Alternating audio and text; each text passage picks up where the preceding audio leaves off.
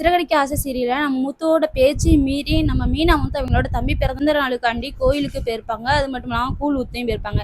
இந்த விஷயம் நம்ம முத்துக்கு ஃபர்ஸ்ட் தெரிஞ்சிருக்காது. வீட்டுக்கு வந்தோடனே மீனா மீனான்னு கூடவும் நம்ம விஜயா வந்து நல்லா மாட்டி விடுறாங்க. மீனா மீனான்னு கூடவும் நம்ம விஜயா சொல்றாங்க, அவ கோயிலுக்கு போயிட்டா, அவ தம்பிக்கு பிறந்த நாளாமே கோயில கூழ் ஊத்துறாங்களாமே, கூழ் ஊத்த போயிட்டா அப்படிங்கிற மாதிரி சொல்லவும் நம்ம முத்து வந்து கொஞ்சம் கூட நம்பவே இல்லை. அவ யாருக்காட்டு பூ கொடுக்க போயிருப்பா அப்படிங்கிற மாதிரி நம்ம முத்து சொல்ல, அதுக்கு விஜயா என்ன சொல்றாங்க அப்படின்னா, பூ கொடுக்கலாம் போகல, உன் காதுல வந்து பூ சுத்திட்டு அவ பேட்டா அப்படிங்கிற மாதிரி சொல்றாங்க. நீ நம்பிக்கலன்னா கோயில போய் பாரு அப்படிங்கிறாங்க.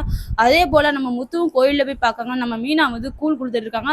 அதை பார்த்தோன்னா முத்து வந்து ரொம்ப ஃபீல் பண்ண ஆரம்பிச்சிட்டாங்க. எப்போதுமே மீனா சொல்றது நம்ம கேட்கும். நம்மள குடிக்காதங்கன்னு சொன்னா, அங்க போகாதங்கன்னு சொன்னா, இங்க போகாதன்னு சொன்னா, எல்லாமே நம்ம கேட்டு இருந்தோம். ஆனா இங்க போ அங்க போகாத இப்படி நம்ம மீனாட ஒரு நாளுமே சொன்னது கிடையாது. ஆனா இந்த ஒரே ஒரு வார்த்தை தான் நம்ம சொல்லியிருக்கோம், தம்பியோட பிறந்த நாளுக்கு கூழ் ஊத்துற இடத்துக்கு நீ போவாத, என்னையே மதிக்காத இடத்துக்கு நீ போகாதன்னு சொன்னோம். ஆனா அதை கூட மீனா கேட்கலையே அப்படின்னு சொல்லி நம்ம முத்து வந்து ரொம்ப ஃபீல் பண்ண ஆரம்பிச்சிட்டாங்க.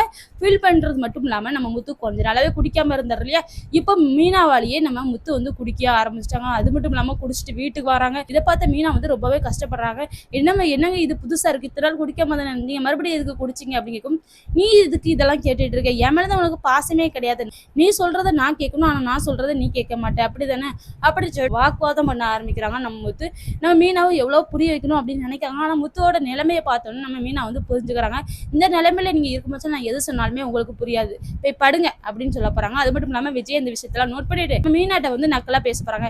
உன் புருஷன் குடிக்கவே மாட்டான் அப்படி இப்படின்னு சொன்னா, இந்த உன் புருஷன் குடிச்சிட்டு வந்துட்டான், அது ஒன்னாலே குடிச்சிட்டு வந்துட்டான் பத்தியா, எனக்கு ரொம்பவே சந்தோஷமா இருக்கு. ஆனா நான் எதிர்பார்த்த விஷயங்கள்லாம் வேற, முத்து குடிச்சிட்டு வரணும், உடனே வீட்டை விட்டு விரட்டணும், இப்பெல்லாம் எதிர்பார்த்தேன். பட் நடக்கல, நடக்கும் கூடிய சீக்கிரத்துல. நீ இந்த வீட்டுல இருக்கிற நாட்கள் கொஞ்சம் தான், நாட்கள் எண்ணிக்கிட்டே இருந்த வீட்டை விட்டு உன்னை விரட்டுறேனா இல்லையான்னு பாரு அப்படின்னு சொல்லிட்டு விஜயா வந்து நம்ம மீனாட்ட சொல்றாங்க.